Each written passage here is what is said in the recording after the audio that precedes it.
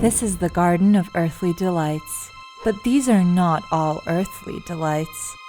In fact, beyond the characters enjoying their berries in the baths, there are grotesque monsters and hellish punishments that both frighten and captivate. In fact, these scenes are some of the darkest, most wildly imaginative images to emerge from the Renaissance. This is Nightmare on Elm Street, Renaissance style. From hundreds of bodies to imaginary creatures and frightening structures, there's so much happening, so much detail, that it's almost overwhelming. Keep watching and you'll see for yourself. Let's start that again. This is the Garden of Earthly Delights. I had to shut it for a moment. This is what it looks like folded up. This painting is a triptych and is painted on 3 hinged panels that can be closed. The exterior doors are an integral part of this piece, as we have seen it as a stark contrast to the inside of the painting, the proverbial calm before the storm. The colors are monochromatic and peaceful. This panel shows the 3rd day of the creation of the world. In the top left corner, we see an image of God reading a book. Okay, but let's get back to what's inside, shall we? The panels of the triptych tell a story. In some ways, this painting even reads like a book, as we travel in order from left to right. How so? Our story starts in the first panel, the Garden of Eden. The second main panel is the Garden of Earthly Delights. Finally, the last panel is, well, hell. We will get to hell later. Keep watching. You won't want to miss this particularly nightmarish scene. The first panel is the story of Adam and Eve. That's God in the middle, grasping Eve's wrist and introducing her to Adam. The biblical story about the loss of innocence and yielding to temptation may be familiar to us. But isn't something a little off in this portrayal of the Garden of Eden? The pool is dark and ominous. There are unfamiliar creatures crawling out of its depths. We see the snake, which is not surprising for a painting about the Garden of Eden. But what the heck are those other things crawling around? Birds are behaving in a bizarre manner, marching into a cavern. Are these hints of darker things that lurk in the shadows? Portents of pain that is yet to come?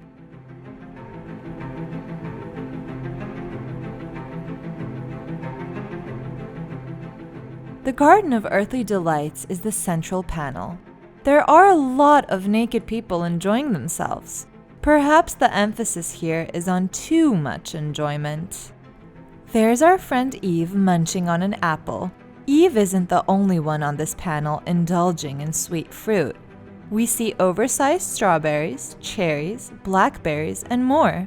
It's a Renaissance rendering of gluttonous overindulgence. Essentially, a party. A crazy party. There are people dancing, swimming, and getting intimate. Oh, look! There's even someone delighting in sticking flowers in another person's behind. Cheeky! Okay, moving on. This is where things get crazy. Relationships are topsy-turvy in this garden. Animals are romping around with humans. A duck feeds a man a cherry held in his beak. Another man feeds a bluebird an apple. Oversized birds bask in the water with naked humans. One bird feeds a man a blackberry, while another bird gets ridden like a horse. It almost looks like they're all having a good time, except for the owls. They don't really seem into it. There are 6 owls in the Garden of Earthly Desires. They stare out of the painting at the viewer. They watch all, but strangely for this painting, do not engage in the activities. They stand as silent witnesses. That brings us to the last panel depicting hell. This is dark. No, I don't mean metaphorically. I seriously can't see what's happening here. That's better. In the central panel, we witness the biblical 7 deadly sins in action. Here in hell, the artist shows their punishment in a rather terrifying scene. Keep in mind, this is the 1400s, long before American Horror Story or Stephen King. You could almost say this is the horror genre of Northern Renaissance art. Within hell, Bosch has created clusters of people who have sins in common. In the lower left corner of the panel are gamblers. We see playing cards, dice, and a backgammon board. One gambler lays back onto an overturned table. A frightening creature holds him by the throat. The creature's armor is a blue disc with a severed hand stabbed by a dagger. The hand balances a single die on its pointing finger. Talk about imagination. One gambler tries to hide his eyes but peeks out from behind his hand at the madness that surrounds him. Gamblers did not fare too well in this version of hell. Musicians also have a special place in Bosch's vision of hell. Common instruments from that era are now oversized instruments of torture. One naked man is hanging on the strings of his harp. An enormous lute crushes another body. A grotesque creature is writing music on his naked buttocks with his elongated tongue. A pair of gigantic severed ears crush musicians behind them as they move through the panel with a large dagger. I don't think Hieronymus Bosch was a huge music fan. Do you remember the gluttons indulging on fruit from the central panel? Here in hell, things are no longer. A frightening birdman sits on a strange throne where he swallows a gluttonous man whole. Ew! Swallows, smoke, and flame take their exit from the man's buttocks. The birdman releases an ugly blue glob filled with bodies that fall into a hellish-looking hole, and from that hole, faces stare out.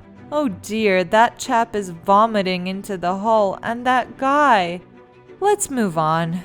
If you didn't have a reason not to do bad things, perhaps Bosch is trying to give you one, or several. Remembering this was an age where fear was used to control and motivate people. Fear in religion and fear through religion.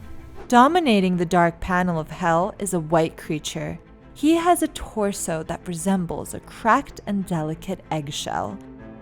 His legs look like strong and mighty tree trunks. The tree legs end in 2 boats on a dark body of water. Art historians believe this is a self-portrait of Hieronymus Bosch. The inside of the eggshell shows a dark and dreary-looking tavern. There is a ladder to enter, and an arrow-pierced man climbs up to the tavern. On Bosch's head, he wears a hat topped with a bagpipe. What are your thoughts on Bosch's Garden of Earthly Delights? Let us know in the comments. We love to hear from you. While you have been looking at the Garden of Earthly Desires, did you get a bit of surrealist vibe from Bosch's painting? I did. This is Salvador Dali, and a detail from the Garden Eden in the first panel. Did you see a resemblance? Even the creature who is oozing over the rock cliff is reminiscent of Dali's iconic melting clocks. It may surprise you to know that this painting is not surrealism. The Surrealist movement didn't begin until the 1920s, almost 500 years later. Both Salvador Dali and Joan Miro admired Bosch's dreamscape paintings. We will have more on Surrealism in another video.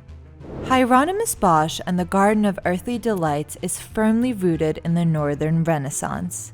We do not know how the painting was received in the 1500s. In fact, 500 years later, little is known about the artist or the painting at all. Strange for a piece so unusual in the history of masterpieces. What we do know is this: Hieronymus Bosch was born in the Netherlands. The Renaissance had brought changes which had created a buzz across Europe. Bosch, however, lived in an area that still held strong to an older, medieval way of looking at the world. And it is this mixing that is peculiar to this painting. Here we see something strange and new, yet at the same time entrenched in the past. It is a meeting point of Renaissance rebirth and medieval faith. Garden of Earthly Delights is a wildly imaginative retelling of the Bible's first story. It is a cautionary tale about sin, with hints of the changes underway in Europe. This was a time when explorers were finding new lands and publishing popular travelogues. In his work, we see exotic animals and tropical fruit that are not native to Europe. Perhaps the entire painting is a commentary on secular life and change itself. Let us return to where we began and fold the triptych again and look at the creation of the world. Do you think this is the beginning of the story Bosch is telling us, or the end? There is disagreement among art historians on this exterior painting. Is this the creation of the world? Or is it the great flood where God punishes humankind for their sins? Whether the outer painting is the beginning of the story or the end, the Garden of Earthly Delights mesmerizes us still. Bosch takes us on a journey from left to right, day to night, God to hell. He paints the folly of sin in both an attractive and repulsive way. His grotesque monsters and hellish punishments are frightening and captivating. Bosch has given us a powerful warning on the dangers of overindulgence and the consequences of sin that has resonated with viewers for centuries. Thank you so much for watching, and we will see you soon with another video. May your life be ever artful.